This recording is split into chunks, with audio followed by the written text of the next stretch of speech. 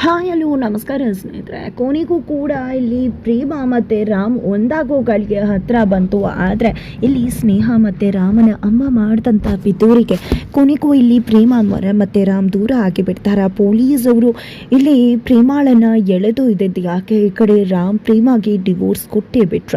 ಪ್ರೇಮ ವಿರುದ್ಧವಾಗಿ ನಿಂತ್ಕೊಂಡ್ರೆ ಏನಾಯಿತು, ಏನು ಕತೆ, ಇದು ಎಲ್ಲವನ್ನ ಕೂಡ ತಿಳ್ಕೊಬೇಕು ಅಂದರೆ ಈಗಲೇ ನಮ್ಮ ಈ ಚಾನಲ್ನ ಸಬ್ಸ್ಕ್ರೈಬ್ ಮಾಡಿ, ಹಾಗೆ ಒಂದು ವಿಡಿಯೋವನ್ನು ಪೂರ್ತಿಯಾಗಿ ನೋಡೋದನ್ನು ಯಾವುದೇ ಕಾರಣಕ್ಕೂ ಕೂಡ ಮರಿಬೇಡಿ.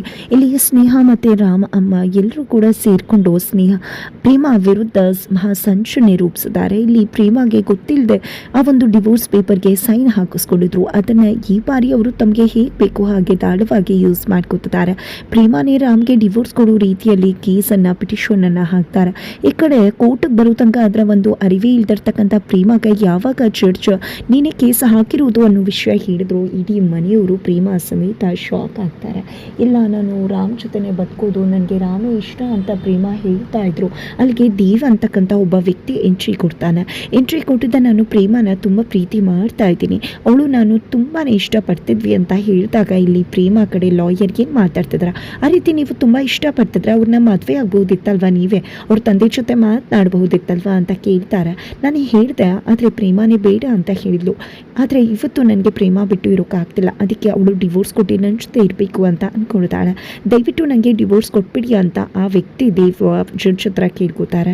ಆದರೆ ಇಲ್ಲಿ ಪ್ರೇಮ ಮಾತ್ರ ಇದೆಲ್ಲ ಸುಳ್ಳು, ಯಾವುದೇ ಕಾರಣಕ್ಕೂ ಕೂಡ ಇದು ಯಾವುದೂ ಕೂಡ ಸತ್ಯ ಅಲ್ಲ ಅಂತ ಹೇಳ್ತಿದ್ದಾರೆ. ಇದರ ನಡುವೆ ಅಪೋಸಿಟ್ ಲಾಯರ್ ಕೂಡ ಹೌದು, ದಯವಿಟ್ಟು ಸಾಹೇಬ್ರೆ ನೀವು ಇಲ್ಲದ ಎಲ್ಲವನ್ನ ಕೂಡ ಕುಶವಾಗಿ ಪರಿಶೀಲನೆ ಮಾಡಬೇಕು. ನಿಜ ಹೇಳಬೇಕು ಅಂದರೆ ಇವರು ರಾಮನ ಬರಲಿ ಅಂತ ಹೇಳ್ತಿದ್ದಾರೆ. ರಾಮ ಪ್ರೇಮನ ಹೊತ್ಕೊಂಡು ಹೋಗಿ ಮದುವೆ ಆಗಿದ್ದು, ಹಾಗಾಗಿ ಅವ್ರು ಬಂದು ಏನೋ ಹೇಳ್ತಾರೆ ಅಂದರೆ ನನಗದರಲ್ಲಿ ವ್ಯಾಲಿಡ್ ಇಲ್ಲ ಅಂತಾನೆ ಅನ್ನಿಸ್ತದೆ. ಈ ಪ್ರೇಮನೇ ಕೇಸ್ ಹಾಕಿರೋದು, ಡಿವೋರ್ಸ್ ಬೇಕು ಅಂತ ಕೇಳಿರೋದು ಅಂದಮೇಲೆ ಇವತ್ತು ಯಾವುದೋ ಕಾರಣಕ್ಕೆ ಅವರು ತಿರ್ಚಿ ಮಾತಾಡ್ತಿರ್ಬೋದು. ಬಟ್ ಪ್ರೇಮಗೆ ನಿಜಕ್ಕೂ ದೇವ್ ಮೇಲೆ ಪ್ರೀತಿ ಇದೆ, ಈ ಒಂದು ಡಿವೋರ್ಸ್ ತೊಗೊಂಡು ಅವನ ಜೊತೆ ಮದುವೆ ಆಗಬೇಕು ಅಂತ ಅಂದ್ಕೊಂಡಿದ್ದಾಳೆ. ಹಾಗಾಗಿ ದಯವಿಟ್ಟು ನೀವು ಪ್ರೇಮಾಗೆ ಡಿವೋರ್ಸನ್ನು ಮಂಜೂರು ಮಾಡಬೇಕು ಅಂತ ಕೇಳ್ಕೊತಾರೆ. ಈ ಕಡೆ ಆಯಿತು ಅಂತ ಹೇಳಿದೆ, ಇನ್ನೇನು ಮಂಜೂರು ಮಾಡಬೇಕು ಅಷ್ಟರಲ್ಲಿ ಮಹಾದೇವ ಬಂದು ಲಾಯರ್ ಹತ್ರ ಏನೋ ಹೇಳ್ತಾರೆ. ಆಗ ಲಾಯರ್ ಕೂಡ ದಯವಿಟ್ಟು ರಾಮ್ ಬಂದಿದ್ದಾರೆ, ಹೊರಗಡೆ ಇದ್ದಾರೆ, ಕರೆಸ್ಬಹುದಾ ಅಂತ ಜಡ್ಜನ್ನ ರಿಕ್ವೆಸ್ಟ್ ಮಾಡ್ಕೊಂಡಾಗ ಖಂಡಿತ ಕರೆಸಿ ಅಂತ ಹೇಳ್ತಾರೆ. ಈ ಕಡೆ ರಾಮ್ ಬಂದು ಪ್ರೇಮನ ಪಕ್ಕದಲ್ಲಿ ನಿಂತ್ಕೋತಾರೆ. ಪ್ರೇಮ್ ಬರ್ತದಾಗಿ ಆನೆ ಬಲ ಬಂದಂಗೆ ಆಗಿಬಿಡುತ್ತೆ ಪ್ರೇಮಾಗೆ. ಈ ಕಡೆ ಎಲ್ಲರೂ ಕೂಡ ಶಾಕ್ ಆಗಿದ್ದಾರೆ, ಏನು ಹೇಳ್ಬೋದು ರಾಮ್ ಅಂತ ಹೇಳಿ. ಈ ಕಡೆ ರಾಮ ಅಮ್ಮ ಅಂತೂ ಖಂಡಿತವಾಗ್ಲೂ ರಾಮ್ ಬಂದ ಅಂದರೆ ಈ ಒಂದು ವಿಷಯವನ್ನು ಖಂಡಿತ ಅವನು ತನಗೆ ಹೇಗೆ ಬೇಕು ಹಾಗೆ ಬಳಸ್ಕೊತಾನೆ, ಅದನ್ನು ಬಳಸ್ಕೊಂಡು ಪ್ರೇಮ ಜೊತೆ ಬದುಕೋಕೆ ಇಷ್ಟ ಇಲ್ಲ ಅಂತ ಹೇಳಿ ಡಿವೋರ್ಸನ್ನು ತಗೋತಾನೆ ಅಂತ ಅಂದ್ಕೊಂಡಿರ್ತಾರೆ. ಆದರೆ ಎಲ್ಲವೂ ಕೂಡ ಉಲ್ಟಾ ಆಗ್ತದೆ. ಯಾಕಂದರೆ ಇಲ್ಲಿ ರಾಮ್ ಬಂದಿದ್ದು ಪ್ರೇಮಾಳನ್ನು ಕಾಪಾಡೋದಕ್ಕೆ, ಡಿವೋರ್ಸ್ ಕೊಡೋದಕ್ಕಲ್ಲ. ತದನಂತರ ಇಲ್ಲಿ ರಾಮನ್ನು ಪ್ರಶ್ನೆ ಮಾಡ್ತಾನೆ, ನಿಮಗೆ ಇಲ್ಲಿ ಏನಾಯಿತು ಅನ್ನೋ ವಿಷಯ ಗೊತ್ತಿದೆಯಾ ಅಂತ ಹೇಳಿ. ಜಡ್ಜ ಇಲ್ಲ ಅಂತ ಹೇಳಿದಾಗ ಲಾಯರ್ಗೆ ತಿಳಿಸ್ತಾರೆ. ಲಾಯರ್ ಕೂಡ ಎಲ್ಲವನ್ನ ಕೂಡ ಇಲ್ಲಿ ರಾಮ್ಗೆ ಎಕ್ಸ್ಪ್ಲೇನ್ ಮಾಡ್ತಾರೆ, ಪ್ರೇಮ ಪರ ಲಾಯರ್. ತದನಂತರ ಫೋಟೋವನ್ನು ಕೂಡ ತೋರಿಸ್ತಾರೆ. ಒಂದು ಫೋಟೋವನ್ನು ನೋಡ್ತದಾಗೆ ಖಂಡಿತ ಈ ದೇವ್ ಯಾರು ಅನ್ನೋದೇ ಗೊತ್ತಿಲ್ಲ, ಈ ದೇವ್ ಒಬ್ಬ ಪೇಮೆಂಟ್ ಗಿರಾಕಿ, ಪೇಮೆಂಟ್ಗೋಸ್ಕರ ಬಂದಿದ್ದಾರೆ ಅನ್ನೋದನ್ನು ನಾನು ಕ್ಲಿಯರ್ ಕಟ್ಟಾಗಿ ಹೇಳ್ತೀನಿ. ಯಾಕಂದರೆ ಈ ಫೋಟೋಸಲ್ಲಿ ಇರೋದು ಪ್ರೇಮ ಅಲ್ಲ, ಖಂಡಿತವಾಗ್ಲೂ ಇಂದ ಮಾಡಿರ್ತಕ್ಕಂಥದ್ದು. ನಾನೊಬ್ಬ ಲಾಯರ್ ಡಾಕ್ಟರ್ ಆಗಿರೋದ್ರಿಂದ ಇದನ್ನು ಕೂಲಂಕುಷವಾಗಿ ಪರಿಶೀಲನೆ ಮಾಡಿ ಹೇಳಬಲ್ಲೆ. ಈ ಫೋಟೋದಲ್ಲಿ ಒಂದು ಕಡೆ ಪ್ರೇಮ ಕಣ್ಣು ಚಿಕ್ಕದಿದೆ, ಒಂದು ಕಡೆ ದೊಡ್ಡದಿದೆ ಅಂತ ಹೇಳಿ ರಾಮ್ ಹೇಳಿ ಆ ಒಂದು ಫೋಟೋ ಪ್ರೂಫನ್ನೇ ಸರಿಯಿಲ್ಲ ಅನ್ನೋ ರೀತಿಯಲ್ಲಿ ಬಿಂಬಿಸ್ತಾರೆ. ತದನಂತರ ಇಲ್ಲಿ ಪ್ರೇಮಾಗೆ ನಿಜಕ್ಕೂ ಹೇಳಬೇಕು ಅಂದರೆ ಬೆಸ್ಟ್ ಫ್ರೆಂಡ್ ಅನ್ನೋದು ಅದು ನಾನು ಮಾತ್ರನೇ, ಬಿಟ್ಟರೆ ಅವಳಿಗೆ ನಿಜಕ್ಕೂ ಕೂಡ ಅವಳ ಒಂದು ಚಿಕ್ಕ ಹುಡುಗ ಇದ್ದಾನೆ, ಅವನೇ ಅವಳಿಗೆ ತುಂಬಾ ಪ್ರೀತಿ ಇರ್ತಕ್ಕಂಥ ಹುಡುಗ. ಅವನನ್ನು ಬಿಟ್ಟರೆ ಅವಳದೇ ಏಜಲ್ಲಿ ಇರ್ತಕ್ಕಂಥದ್ದು ನಾನು ಮಾತ್ರನೇ. ಇಡೀ ಊರಿಗೆ ಗೊತ್ತು ಅವಳಿಗೆ ಯಾರು ಕೂಡ ಫ್ರೆಂಡ್ಸ್ ಇಲ್ಲ ಅಂತ. ಇವನೊಬ್ಬ ಫೇಕ್ ಮಾತಾಡ್ತಿದ್ದಾನೆ ಅಂತ ಹೇಳಿ ರಾಮ ಹೇಳ್ತಾರೆ. ಜೊತೆಗೆ ನೀನು ಯಾವ ಊರಿನವನು ಅಂದಾಗ ಇಲ್ಲಿ ರಾಮ ಕೆಲಸ ಮಾಡ್ತಿರ್ತಕ್ಕಂಥ ಹಾಸ್ಪಿಟಲ್ ಪಕ್ಕದಲ್ಲೇ ಇರೋ ಊರ ಹೆಸರು ಹೇಳ್ತಾನೆ. ಜೊತೆಗೆ ಇವನು ಊರ ಹೆಸರು ಹೇಳ್ತಿರೋದು ನನಗೆ ತುಂಬ ಚೆನ್ನಾಗಿ ಗೊತ್ತಿದೆ, ಆದರೆ ಅಲ್ಲಿ ಇವನಂತವನು ಯಾರು ಕೂಡ ಇಲ್ಲ, ಎಲ್ಲ ಕೂಡ ಸುಳ್ಳು ಹೇಳ್ಕೊಂಡು ಇಲ್ಲಿ ಬಂದಿದ್ದಾನೆ. ದಯವಿಟ್ಟು ಪ್ರೇಮ ಪ್ರೀತಿಸಿದ್ದು ನನ್ನ ಮಾತ್ರನೇ ಹೊರತು ಬೇರೆ ಯಾರನ್ನು ಕೂಡ ಆಕೆ ಪ್ರೀತಿ ಮಾಡಲಿಲ್ಲ ಅಂತ ಹೇಳಿ ರಾಮ್ ಹೇಳ್ತಾನೆ. ಇದರಿಂದ ಪ್ರೇಮಗೆ ಖುಷಿ ಆಗುತ್ತೆ.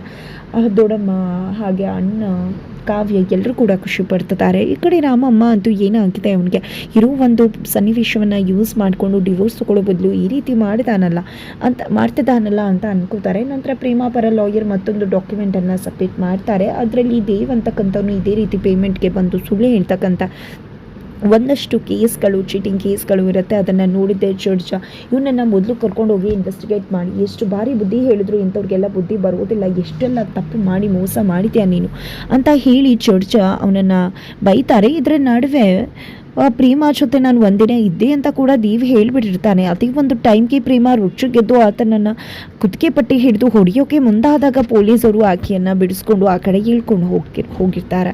ಕೊನೆಗೂ ಇಲ್ಲಿ ದೇವ್ ಸಿಕ್ಬಿದ್ದಾನೆ. ದೇವ್ ಸಿಕ್ಬೀಳ್ತಿದ್ದಾಗೆ ಸ್ನೇಹ ಹಾಗೆ ಇಲ್ಲಿ ರಾಮ್ ಅಮ್ಮ ಎಲ್ಲರೂ ಕೂಡ ತತ್ತರಿಸಿ ಹೋಗ್ತಿದ್ದಾರೆ. ಕೊನೆಗೂ ಕೂಡ ಈ ಒಂದು ಡಿವೋರ್ಸ್ ಕೇಸನ್ನು ನಾನು ಕ್ಯಾನ್ಸಲ್ ಮಾಡ್ತಿದ್ದೀನಿ ಅಂತ ಜಡ್ಜ್ ಹೇಳ್ತಾರೆ. ಈ ಕಡೆ ಪ್ರೇಮ ರಾಮ್ ಒಂದಾಗ್ತಾರೆ. ಮನೆಯವರು ಎಲ್ಲರೂ ಕೂಡ ಖುಷಿ ಪಡ್ತಾರೆ. ನಂತರ ಈ ಕಡೆ ರಾಮ್ ಹತ್ರ ಬಂದಿದ್ದವ್ರಮ್ಮ ಏನೋ ಇದು ಹೇಗೋ ನಿನಗೆ ಇವಳಂದ್ರೆ ಇಷ್ಟ ಇಲ್ಲ ಅಲ್ವಾ, ಮೋಸ ಮಾಡಿ ಮದುವೆ ಆಗಿದ್ಲು, ಅಂಥದ್ರಲ್ಲಿ ನೀನು ಯಾಕೆ ಇವಳ ಪರವಾಗಿ ಬಂದು ಮಾತಾಡದೆ ಇರೋ ಸನ್ನಿವೇಶ ಯೂಸ್ ಮಾಡಿಕೊಂಡು ನೀನು ಡಿವೋರ್ಸ್ ತೊಗೊಂಡಿದ್ರೆ ಸ್ನೇಹ ಜೊತೆ ಮದುವೆ ಆಗಿ ಆರಾಮಾಗಿರ್ಬೋದಿತ್ತಲ್ಲ ಅಂತ ಹೇಳ್ತಾರೆ. ಏನಮ್ಮ ಮಾತಾಡ್ತಿದ್ಯಾ, ಇವಳು ನನ್ನ ಫ್ರೆಂಡ್ ಬಗ್ಗೆ ಇಷ್ಟೆಲ್ಲ ಅವಳ ಮರ್ಯಾದೆ ಹೋಗ್ತದೆ ಅಂದರೆ ಅದನ್ನೆಲ್ಲ ನೋಡ್ಕೊಂಡು ನಾನು ಸುಮ್ಮನೆ ಇರ್ತೀನಿ ಅಂತ ಅಂದ್ಕೊಂಡ್ಯಾ? ಖಂಡಿತ ಯಾವುದೇ ಕಾರಣಕ್ಕೂ ಕೂಡ ನಾನು ಸುಮ್ಮನಿರೋದಿಲ್ಲ ಅಂತ ಹೇಳಿ ರಾಮ್ ಹೇಳಿ ಹೊರಗಡೆ ಬರ್ತಾರೆ. ಪೊಲೀಸವರು ಆ ವ್ಯಕ್ತಿಯನ್ನು ಎಳ್ಕೊಂಡು ಹೋಗ್ತಿರ್ತಾರೆ. ದೇವ್ನನ್ನು ಎಳ್ಕೊಂಡು ಹೋಗ್ತಿರೋ ವ್ಯಕ್ತಿ ಹತ್ರ ಬಂದಿದೆ, ನಿಜ ಹೇಳು, ಯಾರು ನಿನಗೆ ಇಷ್ಟನ್ನೆಲ್ಲ ಮಾಡೋಕೆ ಹೇಳಿದ್ದು, ಏನು ಬಂತು ಅಂತ ಇಂಥ ಕೆಲಸ ಮಾಡಿದೆ ನೀನು ಅಂತ ಹೇಳಿ ರಾಮ್ ಆ ವ್ಯಕ್ತಿಯನ್ನು ಪ್ರಶ್ನೆ ಮಾಡ್ತಿದ್ದಾರೆ. ತದನಂತರ ಇಲ್ಲಿ ಅಮ್ಮ ಎಲ್ಲರೂ ಕೂಡ ಬರ್ತಾರೆ. ಅಮ್ಮ ಬಂದಿದ್ದೆ ರಾಮ್ ಯಾಕೆ ರೀತಿ ಮಾಡಿದೆ ಅಂತಲೇ ಪ್ರಶ್ನೆ ಮಾಡ್ತಿದ್ದಾರೆ. ಅತ್ತ ಕಡೆ ಮಹಾದೇವ, ಕಾವ್ಯ ಎಲ್ಲರೂ ಕೂಡ ಖುಷಿಯಾಗಿದ್ದಾರೆ ಈ ಕಡೆ ರಾಮನ ತೀರ್ಮಾನದಿಂದ. ಈ ಕಡೆ ಪ್ರೇಮ ಕೂಡ ರಾಮನನ್ನು ನೋಡಿ ಖುಷಿಪಟ್ಟು ನಗ್ತಿದ್ದಾಳೆ. ಕೊನೆಗೂ ರಾಮ್ ಬಂದು ನನ್ನನ್ನು ಸೇವ್ ಮಾಡ್ಕೊಂಡ್ಬಿಟ್ಟ, ಹಾಗಿದ್ರೆ ರಾಮ್ ನನ್ನನ್ನು ಪ್ರೀತಿ ಮಾಡ್ತಿದ್ದಾನೆ ಅಂತ ಪ್ರೀತಿಯ ಗುಂಗಿಗೆ ಹೋಗ್ತಿದ್ದಾಳೆ ಪ್ರೇಮ. ಕನಸಲ್ಲಿ ಇಲ್ಲಿ ರಾಮ್ ಮತ್ತು ಪ್ರೇಮ ಇಬ್ಬರು ಕೂಡ ಡ್ಯುಯೆಟ್ ಆಡ್ತಿದ್ದಾರೆ. ಅತ್ತ ಕಡೆ ಸ್ನೇಹ ಕೆಂಡಾಮಂಡಲ ಆಗಿದ್ದಾಳೆ. ಬಿಕಾಸ್ ಆ ಹುಡುಗನ ಮುಖಾಂತರ ಇಲ್ಲಿ ಪ್ರೇಮಗೆ ಡಿವೋರ್ಸ್ ಕೊಟ್ಟು ರಾಮ್ನ ಮದುವೆ ಆಗಬೇಕು ಆ ಹುಡುಗಿಯ ಇಂಟೆನ್ಷನ್ ಆಗಿತ್ತು. ಬಟ್ ಎಲ್ಲ ಕೂಡ ಉಲ್ಟಾ ಹೊಡ್ತದೆ. ಹಾಗಾಗಿ ಇಲ್ಲಿ ಸ್ನೇಹ ಮತ್ತು ಅವರ ತಂದೆ ಮಾಡಿರ್ತಕ್ಕಂಥ ಆ ಒಂದು ಪ್ಲಾನ್ನ ಉಡೀಸಾಗಿದೆ ಅಂತಲೇ ಹೇಳ್ಬೋದು. ಇದೆಲ್ಲದರ ನಡುವೆ ದೇವ್ನ ಇಟ್ಕೊಂಡು ಇನ್ವೆಸ್ಟಿಗೇಷನ್ ಮಾಡಿ ಅಂತ ಹೇಳಿದ್ದಾರೆ ಜಡ್ಜ್ ಕೂಡ. ಹಾಗಾಗಿ ಇನ್ವೆಸ್ಟಿಗೇಷನ್ ಮಾಡೋದಕ್ಕೆ ಇನ್ಸ್ಪೆಕ್ಟರ್ ಕೂಡ ಶುರು ಮಾಡ್ಕೊತಿದ್ದಾರೆ. ಈ ಒಂದು ಇನ್ವೆಸ್ಟಿಗೇಷನಲ್ಲಿ ಸ್ನೇಹ ಹೆಸರು ಬರ್ತಕ್ಕಂಥ ಚಾನ್ಸಸ್ ಜಾಸ್ತಿ ಇದೆ ಅಂತಲೇ ಹೇಳ್ಬೋದು. ಈ ಕಡೆ ರಾಮ್ ರೊಚ್ಚಿಗೆದ್ದಿದ್ದಾರೆ. ನನ್ನ ಮತ್ತು ಪ್ರೇಮನ ಯಾವುದೇ ಕಾರಣಕ್ಕೂ ಯಾರು ಕೂಡ ದೂರ ಮಾಡೋಕ್ಕಾಗೋದಿಲ್ಲ ಅಂತ ಹೇಳ್ತಿದ್ದಾರೆ. ಇದರಿಂದ ಸ್ನೇಹ ಕೂಡ ಶಾಕ್ ಆಗ್ತಾಳೆ. ನಂತರ ಎಲ್ಲರೂ ಕೂಡ ಮನೆಗೆ ಬರ್ತಾರೆ. ನಂತರ ಮನೆಗೆ ಬರ್ತಿದ್ದಾಗೆ ಮಹಾದೇವ್ ಅವರ ಗಾಡಿಯನ್ನು ಪೊಲೀಸವರು ಇಟ್ಕೊಂಡಿದ್ದಾರೆ, ಸೀಸ್ ಮಾಡ್ತಿದ್ದಾರೆ. ಆಗ ಇಲ್ಲಿ ಪೊಲೀಸವರು ಮಹಾದೇವ್ ಅವ್ರಿಗೆ ಕಾಲ್ ಮಾಡಿದ್ದೆ, ಬನ್ನಿ ಇಲ್ಲಿ ನಿಮ್ಮ ಜೊತೆ ಮಾತಾಡಬೇಕು ಅಂತ ಹೇಳ್ತಾರೆ. ಅಯ್ಯೋ ಅದನ್ನು ಆಮೇಲೆ ನೋಡ್ಕೊಂಡ್ರೆ ಆಯಿತು, ನಮ್ಮ ಗಾಡಿನ ಚೆಕ್ ಮಾಡಿ ಬಿಟ್ಬಿಡಿ ಸರ್, ಫಾರ್ಮಾಲಿಟೀಸ್ ಎಲ್ಲ ಮುಗಿಸಿ ಅಂತ ಮಹಾದೇವ ಹೇಳ್ತಿದ್ರು ಕೂಡ ಇಲ್ಲಿ ಇನ್ಸ್ಪೆಕ್ಟರ್ ಮಹಾದೇವನ ಮಾತನ್ನು ಕೂಡ ಕೇಳೋದಕ್ಕೆ ರೆಡಿ ಇಲ್ಲ. ಕೊನೆಗೂ ಇಲ್ಲಿ ಮಹಾದೇವನ ವಿರುದ್ಧ ಹೊಂಚಾಕಿರೋದು ಯಾರು, ಏನಾಗ್ತದೆ ಇದನ್ನು ತಿಳ್ಕೋಬೇಕು ಅಂದರೆ ಈಗಲೇ ನಮ್ಮ ಈ ಚಾನಲ್ನ ಸಬ್ಸ್ಕ್ರೈಬ್ ಮಾಡಿ ಮುಂದಿನ ವೀಡಿಯೋಗೆ ವೇಟ್ ಮಾಡೋದನ್ನು ಯಾವುದೇ ಕಾರಣಕ್ಕೂ ಕೂಡ ಮರಿಬೇಡಿ.